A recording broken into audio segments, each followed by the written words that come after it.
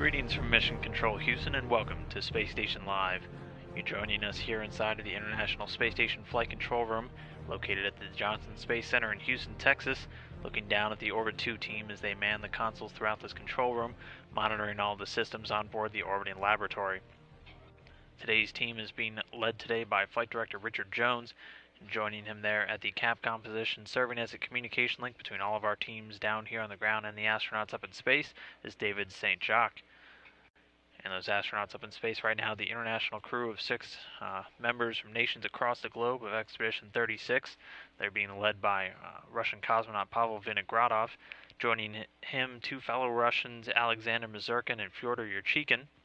We also currently have 2 NASA astronauts on board, Chris Cassidy and Karen Nyberg, both on their second space flights. Rounding out the crew from the European Space Agency, Italian Luca Parmitano. The crew starting up their work week this week. We'll start off with Commander Pavel Vinogradov, who is moving throughout the Russian segment today, taking some photographs of the air duct work throughout the Russian ventilation system and downlinking those to the ground. He'll also be the first of the 3 Russian cosmonauts to do a physical fitness evaluation. All 3 will be doing that during their day today. Meanwhile, on board, Alexander Mazurkin is on the hook to take some photos for an ongoing Russian Earth observations experiment, using the station as a vantage point to photograph and document numerous climate change hotspots throughout the globe. He'll also be inside of the Progress 50P vehicle, transferring some of the cargo from that over into the station. You can see the current makeup of the International Space Station right now. 2 crewed craft, the Soyuz 34 and 35s currently docked. Also 2 unmanned cargo crafts, the Progress 50, which Mazurkin will be inside of today, and also the European ATV-4 there docked all the way at the end of the aft section of the International Space Station. NASA astronaut Chris Cassidy is doing quite a bit of prep work for an upcoming spacewalk that he'll be taking part in.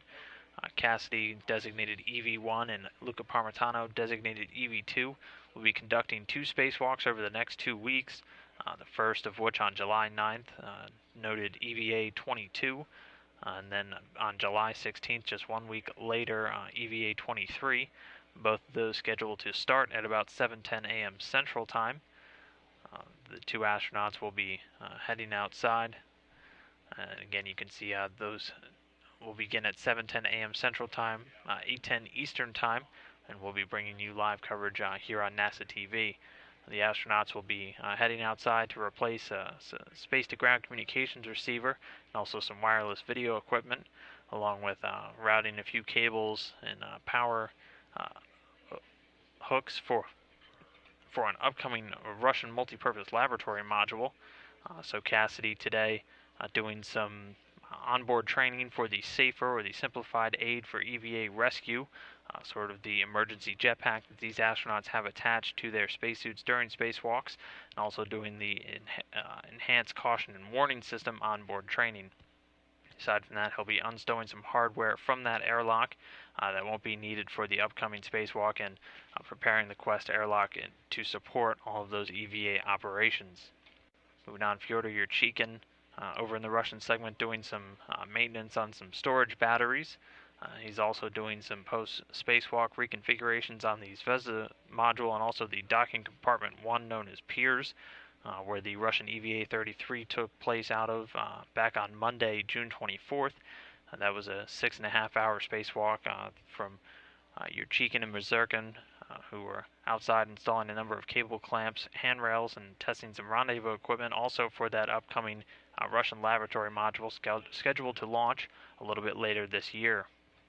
Meanwhile, Luca Parmitano changing out the recycle tank and the brine filter inside of the Regenerative Environmental Control and Life Support System. He'll also be working on that onboard training, doing the SAFER and the EWCS, or the Enhanced Caution and Warning System training, as he continues to prepare for that spacewalk coming up next week. Aside from that, he was also working with the Melfi, or the -80-degree laboratory freezer, a little bit later today, inserting a few ice bricks. And then our final Expedition 36 crew member, NASA astronaut Karen Nyberg, is working to set up the NanoRacks payloads. She's doing a few hardware installation items and also activating a camera setup. Aside from that, she'll be cutting and replacing a few cables located inside of the small payload rack.